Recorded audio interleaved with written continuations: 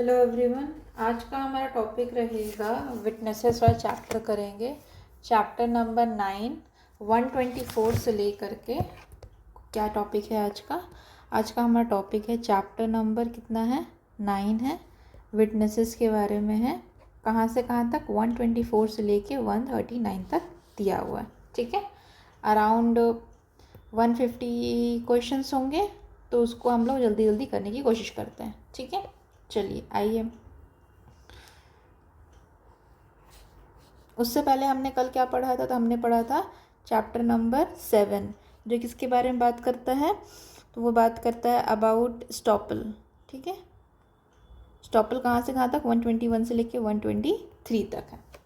ठीक है, ये हमने कर लिया था। अगर आपने वो वीडियो नहीं देखा है तो लेक्चर नंबर या डे 38 को देख लीजिए एक बार। ठीक है, चलिए इसके बाद अभी ये हम करते हैं। तो चैप्टर नंबर क्या लिखा है यहाँ पे? तो चैप्टर नंबर 9 है, सही है, और सेक्शंस गलत लिखे हैं, तो यहाँ पे 124 से लेकर के 139 तक होना चाहिए। ठीक है, चलो फिर ये हमारा बात करता है। फर्स्ट क्वेश्चन बताइए कि any person can become incompetent to testify on the grounds. मतलब कब कोई व्यक्ति इनकम्पिटेंट बनता है टेस्टिफाई करने के लिए? एक्सट्रीम एज के कारण नहीं, टेंडर एज के कारण, एक्सट्रीम एज के कारण, या डिजीज़ वेदर माइंड और body, any one of the above ground. बताइए इसका आंसर क्या होगा? तो यहाँ पे हमारा दिया हुआ है चैप्टर नंबर 9 किसके बारे में बात करता है? चैप्टर नंबर 9 बात करता है विटनेसेस के बारे में। ठीक, हु में टेस्टिफाई या फिर कॉम्पिटेंट विटनेसेस के बारे में यहाँ पे बात की गई है। तो कौन कौन कॉम्पिटेंट विटनेस होते हैं? All person shall be competent to testify unless the court consider that. मतलब हर व्यक्ति जो है कॉम्पिटेंट होंगे टेस्टिफाई करने के लिए अनलेस वो प्रिवेंट किए गए हों। कैसे? जो कि अंडरस्टैंड नहीं कर सकते किसी क्वेश्चन को, ये पहला ग्राउंड है, अंडरस्टैंड नहीं कर सकते। और या तो फिर दूसरा है from giving rational answer.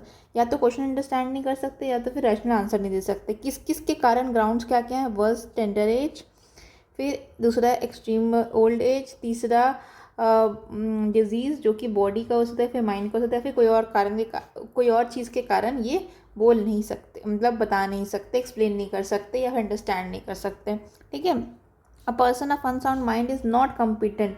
Person जो है अनसाउंड माइंड या फिर चाइल्ड या फिर हमारा ओल्ड एज वाला व्यक्ति इनकम्पिटेंट नहीं हो जाएगा अनलेस वो, मतलब जनरली वो कॉम्पिटेंट रहता है, लेकिन इनकम्पिटेंट कब होगा? जब वो आंसर, मतलब अपने अनसाउंडनेस के कारण, अपने कम उम्र के कारण, अपने ओल्ड एज के कारण अंडरस्टैंड नहीं कर सकता जो भी सवाल उस सामने रखे गए हैं और जवाब नहीं दे सकता। ठीक है, तो अगर मैं बोलूँ आपको तो ऑल विटनेसेस, ये सही रहेगा, ऑल विटनेसेस आर कॉम्पिटेंट। ठीक है, एक्सेप्ट, यहाँ पे ऑल विटनेस में सारे लोग आ जाएंगे, चाइल्ड भी आ जाएगा, ओल्ड एज का एक्सट्रीम ओल्ड वाला व्यक्ति भी आ जाएगा, अनसाउंड भी हो सकता है। ठीक है, लेकिन एक्सेप्ट नहीं बोल सकते। Only one condition. कंडीशन क्या है? कंडीशन है, पहला है कि अंडरस्टैंड करे क्वेश्चन को, क्वेश्चन, और दूसरा रैशनल आंसर दे, गिव रैशनल आंसर। ठीक है, तो हमारा जो सवाल था, सवाल पे आते हैं। तो सवाल में क्या लिखा था कि सवाल में ये लिखा था कि any person can become incompetent. कोई भी व्यक्ति इनकम्पिटेंट बन सकता है टेस्टिफाई करने के लिए, या तो ओल्ड एज हो, टेंडर एज हो, डिजीज़ हो, तो एनी ऑफ द अबव इसका ग्राउंड होगा। ठीक है, चलिए फिर which who out of the following is not competent to become witness. कौन विटनेस नहीं बन सकते हैं? तो lunatic who is not prevented by his lunacy to understand the question put है। तो ऐसा कोई पागल है जो कि सवाल को समझने के लिए सक्षम है। नॉट प्रिवेंटेड मतलब वो जो उसकी लुनेसी है वो उसको प्रिवेंट नहीं कर रही है किस चीज़ को अंडरस्टैंड करने, क्वेश्चन को अंडरस्टैंड करने के लिए। तो ये तो सही है। ठीक है, फिर an adult whose body mind are not functional. इसको देखते हैं। A child who is sufficient development, ये भी ठीक है। और क्या बोलते हैं, और डेफ और डम विटनेस भी सही है। तो इसका राइट आंसर क्या है हमारा, C, child an adult whose body and mind are not functional, ये वाला आंसर सही होगा। ठीक है, तो ये कॉम्पिटेंट विटनेस नहीं है, जो कि सफिशिएंट अंडरस्टैंडिंग डेवलप हो गई है। Sufficiently develop to understand, who is sufficiently develop to develop to an answer. अच्छा, कोई भी बच्चा जो बड़ा हो गया आंसर करने के लिए, वो कॉम्पिटेंट विटनेस नहीं है। ठीक है, इसका आंसर यही होगा। ठीक, चलिए आगे आते हैं। Which one of the following is an accurate preposition. तो यहाँ पे lunatic is not competent witness, गलत। lunatic is absolutely competent witness, गलत। lunatic कॉम्पिटेंट विटनेस तब होगा जब वो अंडरस्टैंड कर सकता है क्वेश्चन और आंसर दे सकता है रैशनली। ठीक है, इसका आंसर ये होगा। नेक्स्ट है, एक जो विटनेस है हमारा, वो बोल नहीं सकता है। ठीक है, एविडेंस देने के लिए फिर वो एविडेंस जो है बोल नहीं सकता और राइटिंग में देता है ओपन कोर्ट में, तो ये कैसा एविडेंस माना जाएगा, तो ये माना जाएगा ओरल एविडेंस। ठीक है, अच्छा, अब ये सारे जो चीज़ें आए हैं मैं आपको याद दिला देती हूँ, रिकॉल करवा देती हूँ। ओरल एविडेंस कहाँ दिया है, सेकेंडरी एविडेंस कहाँ दिया, डॉक्यूमेंट्री कहाँ दिया है। तो ओरल एंड डॉक्यूमेंट्री, ओरल के लिए अलग से चैप्टर है हमारा, चैप्टर नंबर कौन सा, 4। चैप्टर नंबर 4 में देखो, अगर चैप्टर नंबर 4 कैसे याद रखना है, ओरल, ORAL, ओरल। 4 अल्फ़ाबेट है, 4 चैप्टर है। ठीक है, कहाँ से कहाँ तक है, तो 54 एंड 55। ठीक है, 2 ही सेक्शन है इसमें। 54 बताता है कि ओरल एविडेंस दिया जा सकता है, 55 बताता है कि ओरल एविडेंस 54 बताता है कि डायरेक्ट होना चाहिए, 55 बताता है, हाँ ठीक है, 54 बताता है ओरल एविडेंस के बारे में और ये डायरेक्ट के बारे में बताता है। ठीक है, फिर सेकेंडरी एविडेंस को छोड़िए अभी, पहले डॉक्यूमेंट्री में आता है। डॉक्यूमेंट्री कहाँ दिए, चैप्टर नंबर 5 में दिया है। ठीक है, डॉक्यूमेंट्री एविडेंस, और डॉक्यूमेंट्री एविडेंस में कहाँ से कहाँ तक है रेंज, तो 56 से लेके 93 रेंज है। डन। और उसके बाद है प्राइमरी एविडेंस कहाँ दिया गया है, 57 में, और सेकेंडरी एविडेंस कहाँ दिया है, 58 में। ठीक है, तो याद रखिएगा। चलिए, communication between lawyers and clients, जो प्रिविलेज कम्युनिकेशन कहाँ दिया गया है, तो प्रिविलेज कम्युनिकेशन का सेक्शन है हमारा सेक्शन नंबर,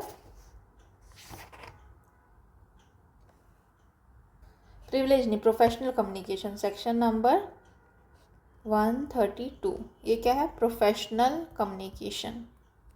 ठीक, तो ये इसमें क्या बोलते हैं, जो एडवोकेट और क्लाइंट के बीच में जो भी कन्वर्सेशन होती है वो प्रोफेशनल कॉन्फिडेंशियल रहनी चाहिए। ठीक है, उसको प्रोटेक्ट किया जाएगा, वो प्रोफेशनल कम्युनिकेशन डिस्क्लोज करने के लिए फोर्स नहीं कर सकते। ठीक है, तो इसका आंसर होगा B, not protected from disclosure if it was relate to any crime since the after the engagement. मतलब देखो, अगर किसी ने क्राइम किया, ए ने ऑफेंस किया, ए है हमारा एक्यूज पर्सन, बी है हमारा एडवोकेट साहब। ठीक है, इसने आके बताया कि भाई साहब मेरे से मर्डर हो गया है, ठीक है, मुझे बचा लीजिए। ठीक है, तो इस कम्युनिकेशन के लिए प्रिविलेज है, मतलब इस कम्युनिकेशन को जो हुआ है उसको डिस्क्लोज करने के लिए फोर्स नहीं किया जा सकता, और डिस्क्लोज करने के लिए बाउंड भी नहीं है अभी।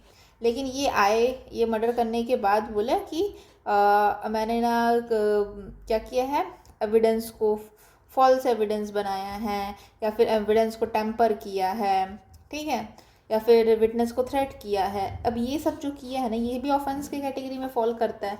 तो इस चीज़ को डिस्क्लोज करना पड़ेगा, डिस्क्लोजर रिक्वायर्ड है बाय द एडवोकेट, है ना। और यहाँ पे कोई भी इसको मतलब ये एक तरह का कोई प्रोफेशनल कम्युनिकेशन नहीं जिसको प्रोटेक्ट किया गया है अंडर सेक्शन 132। अच्छा, 132 के साथ में एक और सेक्शन याद करेंगे हम, 130 एंड 132। 130 देखो, ओ पकड़ लीजिए, तो ओ होगा ऑफिशियल कम्युनिकेशन, ऑफिशियल कम्युनिकेशन।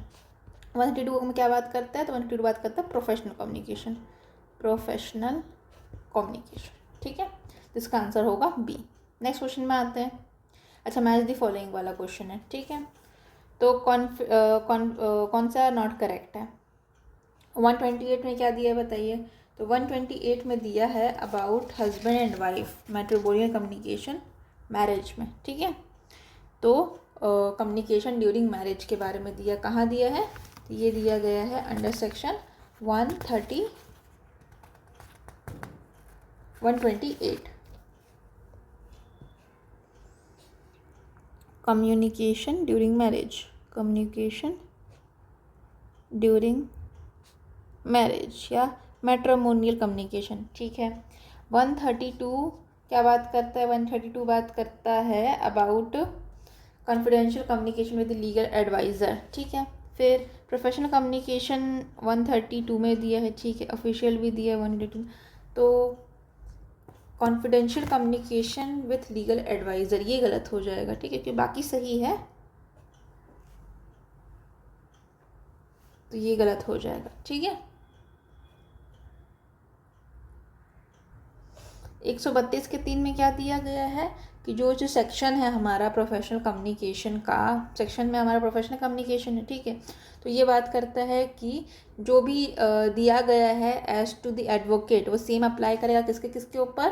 तो इंटरप्रेटर के ऊपर भी अप्लाई करेगा, दूसरा क्लर्क के ऊपर भी अप्लाई करेगा, क्लर्क या एम्प्लॉय, किसका? एम्प्लॉय एडवोकेट का, ठीक है। तो ये दोनों पे अप्लाई करेगा, ये अलग से सेक्शन था पहले, अब उसको क्लब कर दिया गया इसके अंदर, ठीक है।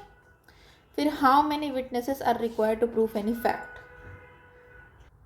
तो आंसर है इट इज़ नॉट स्पेसिफाइड, ये होगा इसका आंसर, नॉट स्पेसिफाइड। ये कहाँ दिया गया? सेक्शन 139 में क्या बोलता है कि विटनेसेस क्या लिखा है कि no particular number of witnesses shall in any case be required for proof of any fact, ठीक है।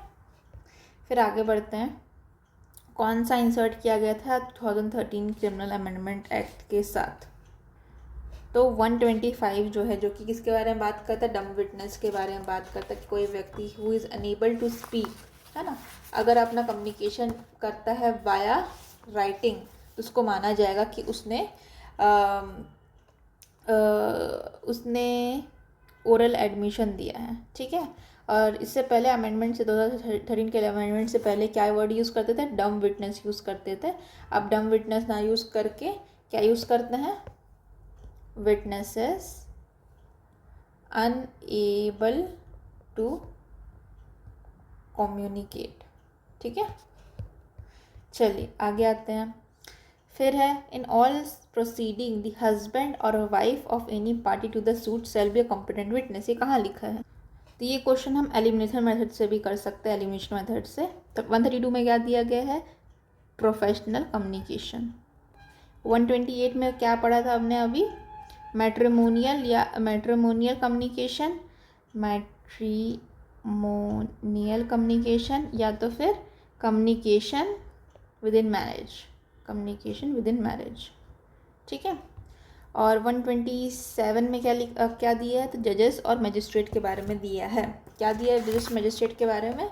तो नो जज और magistrate shall except upon the special order of some court to which he subordinate, कोई भी magistrate को ये नहीं कहा जाएगा। इसको पढ़ लेते हैं एक बार, देखिए क्या दिया है कि जजेस और मजिस्ट्रेट, नो जज और magistrate shall except upon special order to which he subordinate, मतलब हाई कोर्ट बोलेगी जो, अब देखो जजेस एंड मजिस्ट्रेट जनरली सबऑर्डिनेट किसके होंगे? हाई कोर्ट के होंगे, या फिर एग्जांपल के लिए उसके जो भी सीनियर हैं उससे, वो जब तक उसको ना बोल दे कोई भी जज मजिस्ट्रेट को कंपेल नहीं किया जाएगा आंसर करने के लिए कोई भी क्वेश्चन को as to his own conduct, खुद के कंडक्ट के बारे में ऑफ सच जज एंड मजिस्ट्रेट, और as to anything which come to his knowledge, अपने नॉलेज में आया है, ड्यूरिंग विच मतलब प्रोसीडिंग करते करते उनकी नॉलेज में आता है। But he may be examine as to other matter, examination हो सकता है अदर मैटर का occur in his presence wills he is was so acting, ठीक है। अगर कोई भी चीज़ ऐसा हुई है जो उनकी नज़र में हुई है, मतलब उनके सामने हुई है, मतलब जजेस की पोस्ट में ना रहते हुए भी वो व्यक्ति को नॉलेज हो सकती थी उस चीज़ के बारे में, उसके लिए फोर्स किया जा सकता है। देखिए एग्जाम्पल के लिए, A on his trial before court of session में ट्रायल चल रहा था, says that a deposition was improperly taken by B, ठीक है। The magistrate, B can not be compelled, B को कंपेल नहीं किया जा सकता है आंसर करने के लिए as to this except upon the special order, ठीक है। बी जो है हमारा मजिस्ट्रेट हैं, उनको कंपेल नहीं किया जाएगा कोई भी चीज़ आंसर करने के लिए, ठीक है। फिर ए बात करते हैं, एक A is accuse before court of session having given false evidence before B. ठीक है, मैजिस्ट्रेट के सामने फॉल्स एविडेंस देने का एक तरह से एक्यूजिशन लगा है उसके ऊपर, तो बी को फोर्स नहीं किया जाएगा। क्या है, मैजिस्ट्रेट को फोर्स नहीं किया जाएगा क्या, कंपेल करने के लिए। स्पेशल ऑर्डर आएगा सुपीरियर कोर्ट से तो तब ठीक है, वरना नहीं होगा। फिर ए है accused before the court of session attempting to the, A पे आरोप लगा है अटेम्प्ट टू मर्डर का पुलिस ऑफिसर का। ठीक है, जब उनका ट्रायल चल रहा था बिफोर बी, तो बी में भी एग्जामिन टू व्हाट हैड अकर। ठीक है, मतलब ये कोर्ट के सामने ही, जैसे मान ले ए जो एक्यूज का ट्रायल चल रहा था, ठीक है, और वो ट्रायल चलते चलते वो कोशिश कर रहा है किस चीज़ का, पुलिस ऑफिसर का मर्डर करने का। तो वो सेशन जज के सामने अगर हो रहा है, ये जो मतलब सेशन जज बन गए विटनेस, एक तरह के आई विटनेस बन गए, तो उनको एग्जामिन किया जा सकता है कि क्या हुआ है बताइए। बाकी उनके सामने जो भी ट्रायल आएगा उसका एग्जामिनेशन नहीं हो सकता। ठीक है, चलिए अब ये वाला तो हमने कहा था, witnesses unable to communicate verbally, अगर वो नहीं बोल सकते, पहले 2013 से पहले कौन सा वर्ड यूज़ करते थे, डम विटनेस यूज़ करते थे, डम विटनेस। अब क्या वर्ड यूज़ कर रहे हैं हम, who is unable to communicate verbally. A witness who is unable to speak may give his evidence in any other manner in which he can be make eligible. मतलब अगर witness बोल नहीं सकते तो लिख करके साइन लैंग्वेज से बता सकते हैं, और जो भी वो करेंगे वो ओपन कोर्ट में होगा तो उसको क्या माना जाएगा कि वो ओरल एविडेंस है। Provided that if the witness is unable to speak verbally and court shall take assistance of interpreter. अगर इंटरप्रिटेटर का यूज़ करेंगे या स्पेशल एजुकेटर का यूज़ करेंगे तो यहाँ पे वीडियोग्राफी मस्ट है, शैल वर्ड यूज़ किया है यहाँ पे। ठीक है, अच्छा अब नेक्स्ट में आते हैं। तो यहाँ पे क्या दिया गया, जो हमारा सवाल था, competency of husband and wife as to the witness. तो वाइफ और हस्बैंड क्या होते हैं, कॉम्पिटेंट विटनेस होते हैं, कॉम्पिटेंट विटनेस होते हैं। In civil proceeding the parties to the suit. Civil proceeding में जो पार्टी टू द सूट होंगे हस्बैंड और वाइफ जो है वो कॉम्पिटेंट विटनेस होंगे एक दूसरे के against. Criminal proceeding against any person husband और वाइफ जो होंगे कॉम्पिटेंट विटनेस होंगे। मतलब दोनों केस में बोल दिया, हाँ सिविल में भी कॉम्पिटेंट विटनेस होंगे और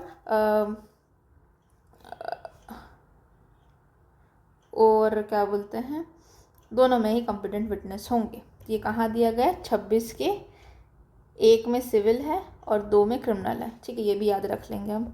आगे बढ़ते हैं। फिर a public servant shall not be complaint to disclose communication made to him during official confidence. ये कहाँ दिया गया है, तो 1420 का आंसर होगा बी, 130 में दिया गया है। ठीक है, अच्छा 129 में क्या दिया बताइए, तो 129 में दिया गया evidence as to affairs of the state. इसको भी रीड कर लेते हैं और 130 को भी रीड कर लेते हैं। क्या दिया गया है, कम्युनिकेशन ड्यूरिंग मैरिज, ये हमने किया।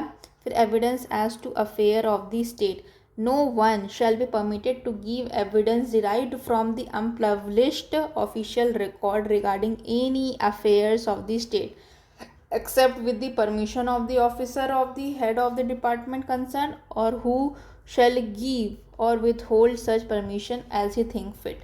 इसमें क्या बोल रहा है, कोई भी व्यक्ति जो कि पब्लिक सर्वेंट है या फिर ऑफिशियल रिकॉर्ड को होल्ड करता है, ठीक, जो कि अनपब्लिश्ड पब्लिश नहीं हुई है, उसको कंपेल नहीं किया जाएगा या फिर परमिट नहीं किया जाएगा डिस्क्लोज करने के लिए। डिस्क्लोजर कब हो सकता है, जब परमिशन मिल जाए officer at the head of the department concern, HOD अगर अलाउ कर देंगे उस डिपार्टमेंट के, तब वो हो सकता है, वरना ये अलाउड नहीं है डिस्क्लोज करना। ये क्या है 129 में, evidence as to the affairs of the state. अच्छा, ऑफिशियल कम्युनिकेशन के बारे में क्या है, कोई भी पब्लिक ऑफिसर को कंपेल नहीं किया जाएगा, यहाँ पे परमिट नहीं कर रहे हैं। ठीक है, कोई भी ऐसा रिकॉर्ड को परमिट नहीं किया, पब्लिश नहीं किया जाएगा जो कि अनपब्लिश्ड है, without permission of the officer of the officer concern office department. ठीक है, और जो कोई भी पुलिस ऑफिसर को कंपेल नहीं किया जाएगा क्या करने के लिए, डिस्क्लोज करने के लिए, कोई भी ऑफिशियल कॉन्फिडेंस के लिए, और when he consider that the interest would suffer by disclosure, और इंटरेस्ट मतलब डिस्क्लोजर से जनरल पब्लिक का इंटरेस्ट खराब होगा। ठीक है,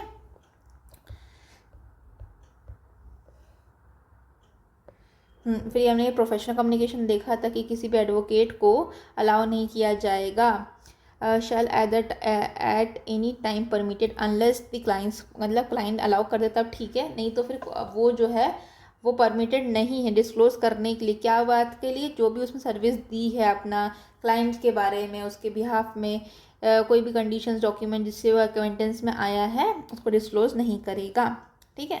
और ये चीज़ नहीं अप्लाई करती किस चीज़ के ऊपर? कोई भी कम्युनिकेशन हो रहा है फर्दर इलीगल एक्टिविटी, अगर क्लाइंट जो है उनका वो फर्दर इलीगल एक्टिविटी कर रहा है तो ये जो डिस्क्लोजर वाला जो क्लॉज है वो प्रोटेक्टेड नहीं रहेगा, ठीक है।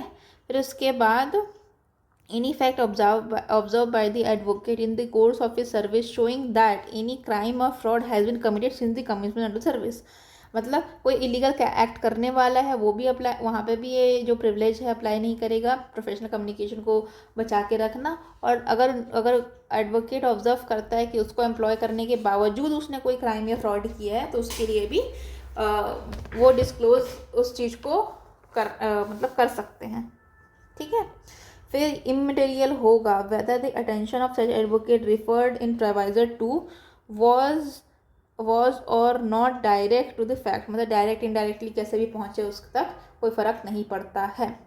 फिर obligation stated in this continuous after the, अच्छा जब प्रोफेशनल सर्विस ख़त्म हो भी जाएगी तब भी प्रिविलेज कंटिन्यू करेगा, ठीक है। और ये वाला इंटरप्रिटेशन सही, यहाँ पे 127 था पहले इसका इंडियन एविडेंस एक्ट का, अभी इस नया 32 का 3 हो गया है। यहाँ पे ये बोलता है कि ये जो प्रोविज़न है वो अप्लाई करेगा इंटरप्रेटर के ऊपर भी, क्लर्क के ऊपर भी और एम्प्लॉय के ऊपर भी, किसके?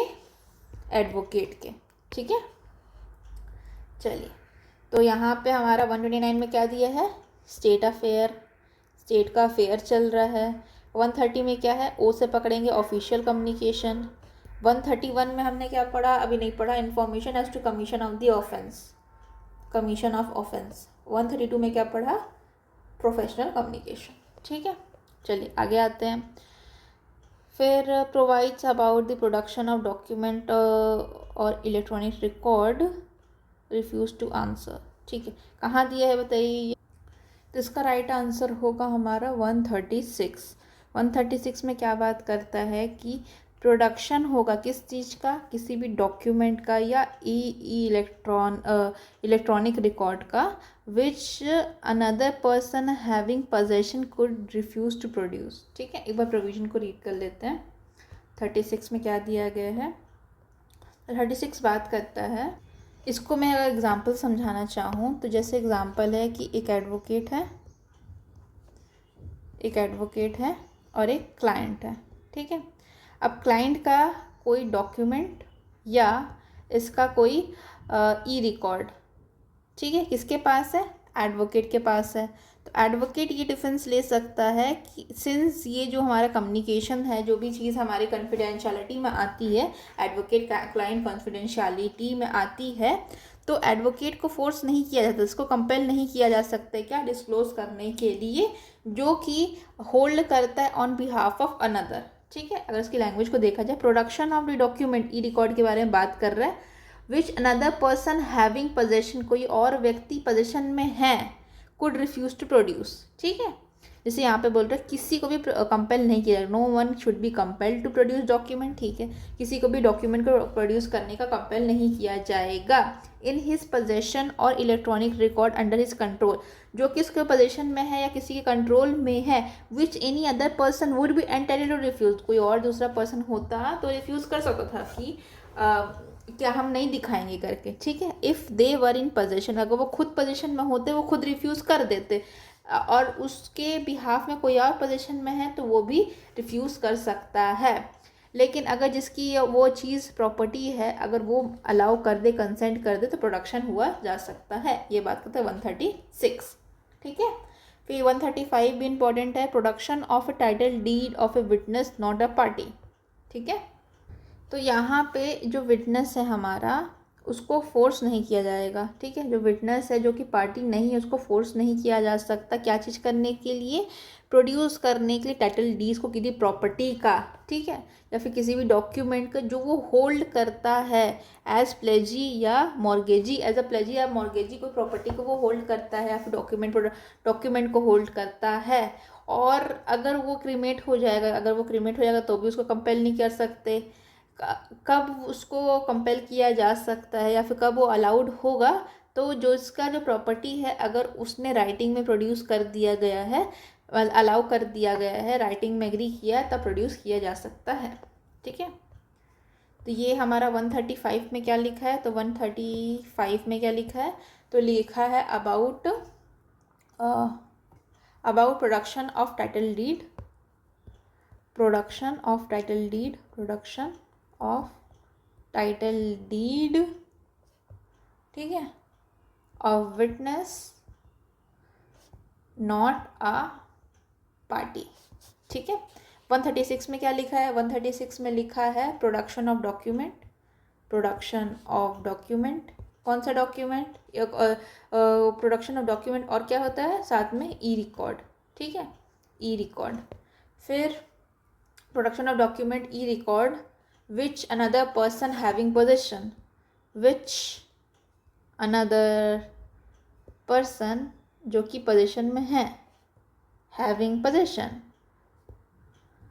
ठीक, possession, could refuse to produce, could refuse to produce। ठीक है, अच्छा 160 और 163 में क्या दिया गया है, तो 160 में दिया गया है formal statement of witness may be prove to corroborate later testimony of any fact। ठीक है, और ये 163 में क्या दिया गया, testimony to the fact state in document mention in 162। ठीक है, चलिए आगे बढ़ते हैं। फिर provision who could be a witness, who could be a witness में फाउंड, यहाँ पे ये बोल रहे कि कौन witness, who could be a witness, इतना है, में फाउंड फालतू है, तो 122 में दिया गया है, 124 में दिया गया है। ठीक है, 182 में क्या दिया गया है, तो हमारे ये स्टॉपल का चैप्टर है, स्टॉपल का चैप्टर कौन सा, चैप्टर नंबर 7 है। ठीक है, 121 से लेकर के 123, तो 122 क्या लिखता है, तो ये बात करता है estoppel between tenant and landlord, landlord and tenant, landlord and tenant, या फिर लाइसेंसर, लाइसेंसी या लाइसेंसर के बारे में। ठीक है, 125 क्या बात करता है, डम विटनेस के बारे में बात करता है। डम विटनेस वर्ड यूज़ नहीं किया है, अनेबल टू कम्युनिकेट वाला है, और ये जजेस एंड मजिस्ट्रेट को प्रोटेक्शन की बात करता है। 126 में जजेस मजिस्ट्रेट है क्या, नहीं, हस्बैंड और वाइफ है, हस्बैंड और वाइफ है, और हमारा जजेस एंड मजिस्ट्रेट का 127 में है। चलिए आगे बढ़ते हैं। डम विटनेस का कहाँ दिया गया है, तो 125 में दिया। 182 में क्या दिया है, तो हमारा लैंडलॉर्ड टेनेंट के बारे में दिया। 183 में क्या दिया गया है, तो ये है हमारा 123 भी इम्पोर्टेंट है, ये बात करता है बेली लाइसेंसी के बारे में, बेली लाइसेंसी या acceptor of bill of exchange. 184 क्या बात करता है, कॉम्पिटेंट ऑफ विटनेस के बारे में बात करता है, और ये बात करता है who unable to communicate verbally. फिर रिफ्रेशिंग मेमोरी कहाँ दिया गया है, डाइनिक्लेशन कहाँ दिया गया है, leading question and hostile witness. डाइनिक्लेशन दिया गया 26 के 1 में। ठीक है, फिर रिफ्रेशिंग मेमोरी कहाँ दिया गया 162 में। लीडिंग क्वेश्चन कहाँ दिया 157 में, नहीं लीडिंग क्वेश्चन नहीं, हॉस्टाइल विटनेस दिया 157 में, और लीडिंग क्वेश्चन दिया है अंडर सेक्शन 146। ठीक है, अगर रिवर्स करना चाहे 162 में क्या दिया गया बताइए, तो 162 में दिया रिफ्रेशिंग मेमोरी, रिफ्रेशिंग मेमोरी। 157 में क्या दिया है, तो 157 में दिया है about hostile witness, hostile witness. 146 में क्या दिया गया है, तो 146 दिया है that is leading question.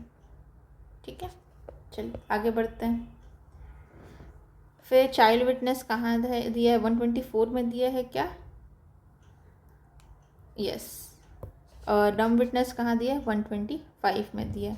Hostile witness कहाँ दिया है, 157 में दिया है। ठीक है, एक्सपर्ट विटनेस कहाँ दिया है, ओपिनियन ऑफ एक्सपर्ट, सही है, तो इसका आंसर होगा 1425 का आंसर होगा बी। बी में डम विटनेस दिया है हमारा 125 में। और 126 में क्या दिया है, तो हस्बैंड एंड वाइफ के बीच का कम्युनिकेशन सिविल और क्रिमिनल केसेस में। तो 126 का 1 सिविल, 126 का 2 क्रिमिनल। चलिए फिर which of the sections remove the bar doctrine of husband wife were one person. ये कहाँ दिया गया था? हस्बैंड वाइफ वन पर्सन है, ये दिया है 126 में। ठीक है, 126 में क्या बात करता था? हस्बैंड वाइफ जो है competent witness against each other, इस चीज़ को वन पर्सन को रिमूव कर दिया गया। 124 में क्या दिया बताइए? तो ये दिया है हु इज़ विटनेस, कौन विटनेस हो सकता है या कौन विटनेस बन सकते। कॉम्पिटेंट विटनेस क्या है? अगर डायरेक्ट लैंग्वेज देखूँ तो इसमें लिखा है हु मे टेस्टिफाई। ठीक है, हु मे टेस्टिफाई। फिर डम विटनेस 125 में। 127 में क्या दिया है? जज एंड मजिस्ट्रेट। ठीक, कौन सा रिमूव करता है बार को? जब हस्बैंड और वाइफ वन पर्सन है इन द लॉ, तो ये है 126 में था। ठीक, 125 में क्या दिया है? डम विटनेस दिया है। 128 में क्या दिया है? तो 128 में दिया है मैरिज के बारे में। Yes, matrimonial communication. और 129 में क्या दिया है? स्टेट का अफेयर चल रहा है। ठीक है, फिर जजेस can not be compelled to answer any question to his own conduct. ये कहाँ दिया है? तो ये दिया 127 में। ठीक है, 127 में क्या बोलता है? तो जजेस मजिस्ट्रेट को कंपेल नहीं किया जा सकता कोई भी उनके एक्शंस के लिए। कब कंपेल किया जा सकता है? जब उनके सामने कोई ऑफेंस हो रहा है, उनके सामने कोई एक्ट हो रहा है, मतलब नॉट हेल्ड, मतलब अगर वो उस चीज़ को पोजीशन को हेल्ड नहीं भी करते जजेस मजिस्ट्रेट वाले, तब भी वो अप्लाई होता। फिर इसके बाद 126 में क्या दिया है? तो 126 में दिया है हस्बैंड वाइफ का कम्युनिकेशन। 128 में क्या दिया है? तो कम्युनिकेशन ड्यूरिंग मैरिज दिया है। 129 में क्या दिया है? स्टेट का अफेयर चल रहा है। ठीक है, इसके बाद एक्सेप्शन 223 ऑफ इंडियन एविडेंस का एक्सेप्शन कौन सा है बताइए? सेक्शन 21 का एक्सेप्शन कौन है? तो सेक्शन 21 का एक्सेप्शन है, तो इसका राइट आंसर होगा 32 का। 32 में जो दिया है 21 जो है उसका एक्सेप्शन क्या है? 132 का 1 एंड 2। ठीक है, अब इसमें क्या दिया दोनों को मैं पढ़ा देती हूँ आपको ताकि आपको क्लैरिटी बनी रहे। ठीक है, तो 21 में आते हैं। 21 में क्या लिखा है?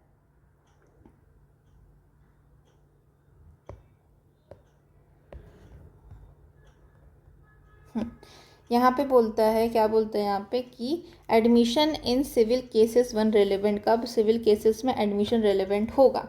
ठीक है, तो एडमिशन रेलेवेंट नहीं होगा। कौन सा एडमिशन रेलेवेंट नहीं होगा? जहाँ पे एक्सप्रेस कंडीशन दिया गया था, दोनों पार्टी ने एग्री किया था, एक्सप्रेस कंडीशन दिया गया था कि किसी भी सर्कमस्टांसेस में ये जो हमारा बात है जो एडमिशन मैं कर रहा हूँ एज एविडेंस यूज़ नहीं की जाएगी, है ना। Should not be taken, evidence of should not be taken. ठीक है, अब ये जो चीज़ है ना, इसका डिफेंस लेके कोई भी एडवोकेट ना ये नहीं कह सकता कि जो उसका प्रिविलेज कम्युनिकेशन का जो एक्सेप्शन था, कि एक्सेप्शन में क्या हमने पढ़ा था कि कोई फर्दर ऑफेंस करने वाला हो या तो इलीगल एक्ट या फ्रॉड किया हो। ठीक है, तो ये सब जो चीज़ें हैं उसको कंपेल है वो क्या डिस्क्लोज करने के लिए जो बाद में हो रहा है, और तो उस चीज़ का ग्राउंड नहीं ले सकता। मतलब ये एक तरह से एग्जम्पशन नहीं बना सकते कि कोई एडवोकेट को फोर्स नहीं किया जाएगा एविडेंस देने के लिए, जो एविडेंस देने के लिए वो बाध्य है किसमें? 132 में। ठीक है, 132 जो है प्रिविलेज के बारे में बात करता है, लेकिन प्रिविलेज भी एब्सोल्यूट प्रिविलेज तो नहीं है, वो भी सब्जेक्ट टू सम कंडीशन है। तो उस कंडीशन में उसको फोर्स किया जा सकता है एविडेंस देने के लिए, और वो एडवोकेट जो है ये यहाँ का ग्राउंड नहीं ले सकते कि एडमिशन जो है admission in civil cases relevant होता है। अगर रेलेवेंट नहीं होता, अगर क्या होगा, दोनों क्लाइंट ने एक तरह से एग्री किया था, एक्सप्रेस कंडीशन लगाई गई थी कि एविडेंस की तरह यूज़ नहीं किया जाएगा। ठीक है, तो बस 21 को याद करना है अपने को, 132 से बात ख़त्म। ठीक है, चलिए आगे आते हैं। 165 में क्या दिया है बताइए? तो 165 में दिया है अबाउट प्रोडक्शन ऑफ डॉक्यूमेंट। ठीक है, इसके बाद है 131 में क्या दिया है बताइए? तो 131 में दिया है communication of offences. Information of communication of offences. और 155 में क्या दिया गया है, तो ये दिया है question to insult, annoy and offend. ठीक है, चलिए प्रिविलेज कम्युनिकेशन ड्यूरिंग मैरिज कहाँ दिया गया है, तो ड्यूरिंग मैरिज वाला चीज़ देखी जाए तो ये है 128 में, ये होगा इसका आंसर। 129 में क्या दिया है, स्टेट के अफेयर्स दिएगा। 116 में क्या दिया है, तो ये प्रिजम्पशन दिया है लेजिटिमेसी का पेरेंटेज का। ठीक है, फिर 128 है यहाँ पे। 128 के अंडर में immunity to the privilege of communication available, किसको अवेलेबल है, इम्यूनिटी प्रिविलेज कम्युनिकेशन का हस्बैंड वाइफ को अवेलेबल है। ठीक है, प्रोफेशनल कम्युनिकेशन कहाँ दिया गया, 132 में दिया है प्रोफेशनल कम्युनिकेशन। मैजिस्ट्रेट वाला, मैजिस्ट्रेट एंड जज का कहाँ दिया गया, 127 है कि 6 है, 7 है, यस।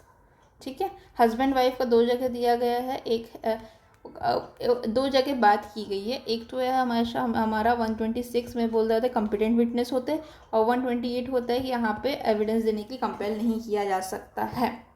फिर सोलस पोपुली एस्ट सुप्रीमा लेक्स, सोलस पोपुली एस्ट सुप्रीमा लेक्स, ये कौन से मैगजीन से, मतलब कौन से सेक्शन से रिलेटेड है, ये 129 से रिलेटेड है ये। ठीक है, तो ये बेयर एक्ट में अपने नोट डाउन कर लीजिए। तो इसका मतलब क्या होता है, तो इसका मतलब होता है वेलफेयर ऑफ पीपल क्या है, सुप्रीम लॉ है, सुप्रीम लॉ। मतलब कोई भी काम हो जो कि वेलफेयर ऑफ द पीपल हो, वो सबसे ज़्यादा इम्पोर्टेंट है किसी भी कोडिफाइड लॉ के सामने। ठीक है, अब यहाँ पे ये सेक्शन को क्यों यूज़ किया, तो 129 में बोलता है कि कोई भी अनपब्लिश्ड रिकॉर्ड है उसको कंपेल नहीं किया जा सकता, या फिर बोला नहीं जा सकता, डिस्क्लोज करने के लिए नहीं बोला जा सकता, कोई भी अनपब्लिश्ड पब्लिक रिकॉर्ड है। ठीक है, और उस रिकॉर्ड के पब्लिश होने से क्या हो सकता है, एक तरह से welfare of the people hamper हो सकता है। ठीक है, 125 में क्या लिखा है बताइए, तो ये दिया है कॉम्पिटेंट विटनेस के बारे में। 125 में क्या है, डम विटनेस के बारे में। 135 में क्या दिया है, तो 135 में दिया है witness not a party, witness not a party, उसको कंपेल नहीं किया जा सकता टेस्टिफाई करने के लिए। फिर नेक्स्ट है privilege to withhold the document information under the administrative law, कहाँ दिया है, तो विथहोल्ड करने की पावर, इंफॉर्मेशन विथहोल्ड करने की डॉक्यूमेंट या इंफॉर्मेशन को एडमिनिस्ट्रेटिव लॉ में ये कहाँ दिया गया है, तो ये दिया गया है अंडर सेक्शन 129, यस 129, ये जो हम पढ़ रहे थे पब्लिक एक्ट वाला वही है। 126 में क्या दिया है, तो 126 में दिया है जजेस एंड मजिस्ट्रेट, नहीं, communication during marriage, communication marriage. ठीक है, 132 में क्या दिया है, प्रोफेशनल कम्युनिकेशन। फिर 101 में क्या दिया है, 101 तो थोड़ा डिफरेंट है, तो 101 में है इलिजिबल कैरेक्टर के बारे में। ठीक है, इलिजिबल कैरेक्टर, ठीक, एम्बिग्विटी अगर हो रही है तो। फिर इसके बाद है हमारा public evidence as to the affair of the state, कहाँ दिया गया, 129 में दिया गया। 127 में क्या दिया है, जज मजिस्ट्रेट। 126 में क्या दिया है, तो 126 में दिया है मैरिज। 128 में क्या दिया है, सॉरी मैरिज नहीं है, यहाँ पे हस्बैंड वाइफ है और यहाँ पे मैरिज है। ठीक, फिर public servant can not be compelled to disclose the communication made in the official confidence. अगर ऑफिशियल कॉन्फिडेंस आएगा तो हमारा क्या आएगा, ऑफिशियल कम्युनिकेशन। 129, 130 और 129 कहाँ पे दिया है, तो 129 दिया है अबाउट पब्लिक अफेयर्स के बारे में। 131 में क्या दिया बताइए, 131 में दिया है ऑफेंस या रेवेन्यू थेफ्ट के बारे में। Offence, information as to commission of offence, information as to क्या, ऑफेंस। 132 में क्या दिया, 132 में दिया है प्रोफेशनल कम्युनिकेशन। ठीक है, फिर no revenue officer shall be compelled to say whence he got information as to commission of an offence. ना कोई रेवेन्यू ऑफिसर और ना ही कोई भी ऐसा ऑफिसर जिसको इन्फॉर्मेशन मिली है किसी ऑफेंस की कमीशन की, उसको कंपेल नहीं किया जाएगा। ये कहाँ दिया है, 131 में दिया है। ठीक है, 131 को एक बार रीड कर लेते हैं अंदर से।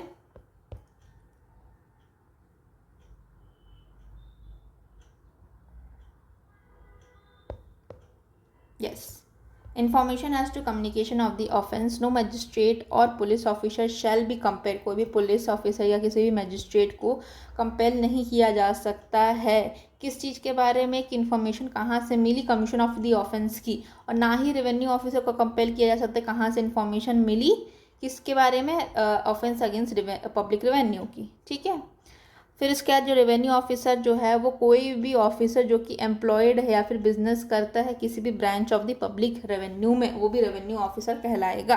ठीक है, तो कौन होता है रेवेन्यू ऑफिसर, जो कि एम्प्लॉयड है या तो बिजनेस करते कहाँ पे, किसी भी ब्रांच ऑफ पब्लिक रेवेन्यू में। ठीक है, फिर है हमारा 131, इसका करेक्ट आंसर होगा। 130 क्या बात करता है, ऑफिशियल कम्युनिकेशन। 129 बात करता है अबाउट पब्लिक अफेयर के बारे में। 132 क्या बात करता है, तो वो प्रोफेशनल कम्युनिकेशन के बारे में बात करता है। ठीक है, फिर नथिंग सेक्शन 23 में क्या, तो ये 21 के बारे में बात कर रहे हैं कि 21 में जो भी दिया गया है shall not be taken to exam, उसको यूज़ करके एग्जामेशन नहीं कर सकते, किसका भी, किसी बैरिस्टर का, यहाँ पे एडवोकेट यूज़ किया गया था। From giving evidence of any matter of which he is compelled to give evidence, कोई भी चीज़ में अगर वो कंपेल है एविडेंस देने के लिए, तो ये 21 का डिफेंस यूज़ नहीं कर सकते। ये कहाँ पे दिया गया है, तो ये 132 में दिया गया, 132 के 1 और 2 में दिया गया। और 32 का 3 जो है वो अलग बात करता है, किसके बारे में बात करता है, कि जो ये प्रोविजंस दिया गया 1 और 2 में, वो अप्लाई करेंगे किसके किसके ऊपर, पहले इंटरप्रेटर के भी अप्लाई करेंगे, इंटरप्रेटर, और दूसरा एडवोकेट के किस किस के ऊपर, क्लाइंट क्लर्क के ऊपर भी, और एम्प्लॉयज़ के ऊपर भी अप्लाई करेगा ये। ठीक है, चलिए अब 133 और 134 में क्या दिया, 133 में क्या दिया बताइए। तो 133 में दिया गया है about privilege not waived, privilege not waived by volunteering evidence, privilege not waived by volunteering evidence।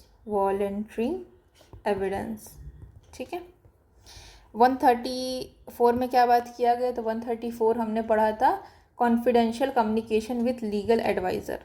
ठीक है, 132 क्या होता है, प्रोफेशनल कम्युनिकेशन। ठीक है, चलिए आगे आते हैं। Pleader relating to the professional communication कहाँ कहाँ दी गई है, तो इसका आंसर सी होगा। सी में 132 का 1 और 2 और 132 का 3। ठीक है, फिर communication by a client to an advocate not permitted to disclose, कोई भी कम्युनिकेशन जो है जो क्लाइंट और एडवोकेट के बीच में हुआ है उसको डिस्क्लोज नहीं किया जाएगा। तो इसका आंसर होगा ए, 132 की 1 और 2 और 3 में भी दिया गया है, तो 132 ही इसका आंसर होगा। तो बोथ होना चाहिए था, लेकिन ठीक है ये दोनों सही होंगे। उसके बाद है हमारा 133 में क्या दिया है, तो 133 में दिया गया है प्रिविलेज नॉट वेव्ड। 134 में क्या दिया है, confidential communication with legal adviser. फिर जो हमारा अकम्पलिस है, shall not be competent witness against accuse. ठीक है, and the conviction is not legal merely because it proceeded upon the uncorroborated testimony of the accomplice। accomplice के बारे में मैंने कहाँ पढ़ा है, तो 138 में पढ़ा है। ठीक है, तो 1440 का आंसर होगा सी।